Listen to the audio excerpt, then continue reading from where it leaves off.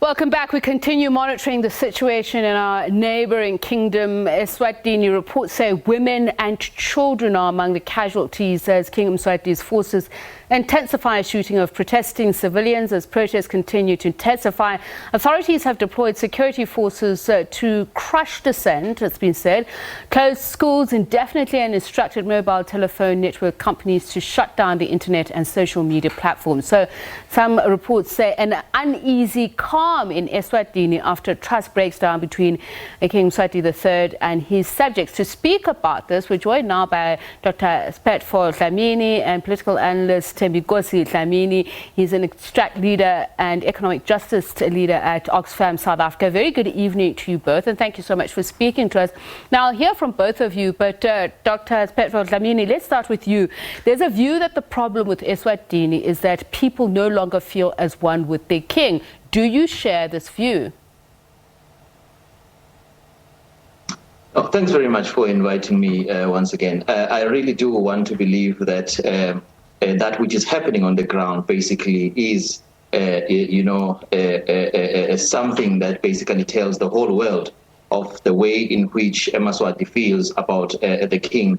You'll understand, Sphetfo, that if you look at the different levels of analysis within political science, you'll understand that there are ways in which you can look at, what is happening from different angles. And right now, what is happening is one needs to look at things at an individual level of analysis, where the point of focus indeed is the king. And you're very much correct to say the people in Swaziland seem not to be in the same page with the king anymore.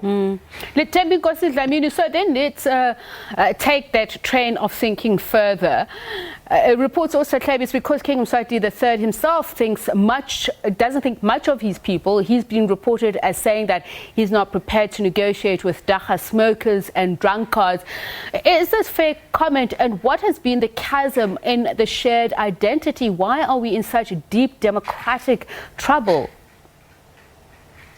Yes, thank you, Sphetfo, and thanks for having us.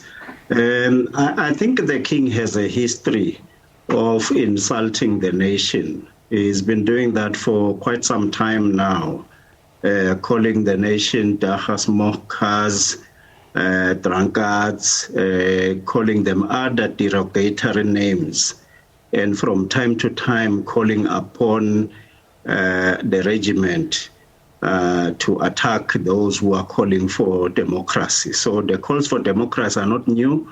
It's just that because the king controls the army, the police, the legislature, the judiciary, he's been using force to force himself on the people of Eswatini against their will. So what is happening now is because over many years of mobilization and the emergence of some of the really, really bad things like police brutality against the students, against the pupils, against the citizens, people are saying not anymore.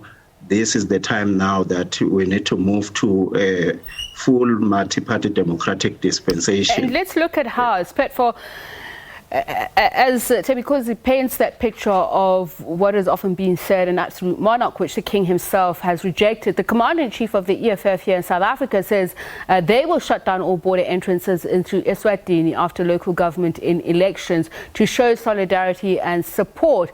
There are those who have reacted on social media to say they'd welcome this because it seems that there is no one to be found to support Eswatini. The people are neglected. Have SADC leaders failed in their mediation efforts? Yeah, maybe one should also start here to look at the ways in which Mswati themselves have tried by all possible means to create relevant platforms as a way of following the proper channels of communication within the state, and how all of those efforts appears to have basically, failed. You'll remember that it all began with, the tabling of different petitions in the different constituencies, and of course later on, the king called Mswati into Esibayeni, which unfortunately was not received well because it's always perceived more as a monologue than a dialogue.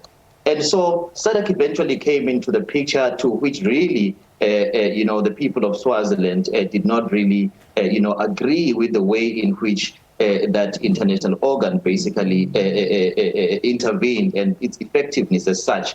And therefore, it's not surprising that there will be other interested, parties that will seek to find practical ways of showing, support to the people of Swaziland.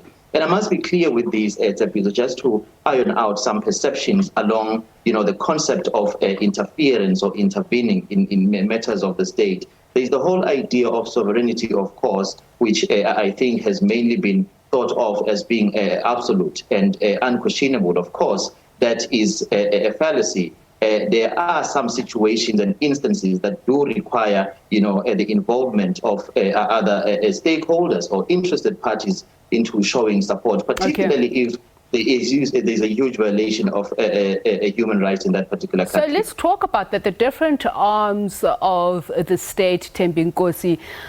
Since June, we've seen call for the release of members of parliament, Mduduzi Baqede, Mabuza and Thandeni Dube. But the fact that they were incarcerated under the Suppression of Terrorism Act and the fact that COVID-19 regulations have been used to imprison people, there have often been criticism about members of the judiciary saying that they are subservient to the monarch. What other avenues do the people of Eswatini have? Is the state inextricable from the monarchy? Yes, thank you, Tsapile. So I think that's a very important point because, King Mswati initiated the constitutional review process in the late 90s, which culminated in the Royal Constitution of 2005. This Constitution of 2005 allocated all the judicial, legislative, and executive powers on himself.